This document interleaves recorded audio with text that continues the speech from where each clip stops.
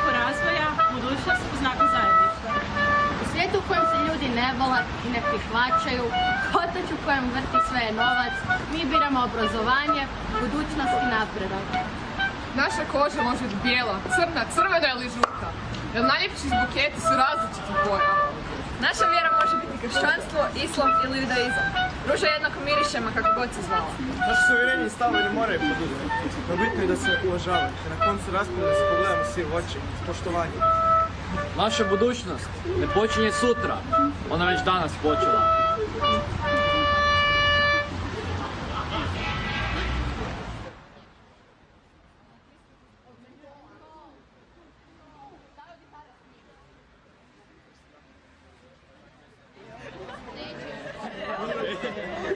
Ah, ja.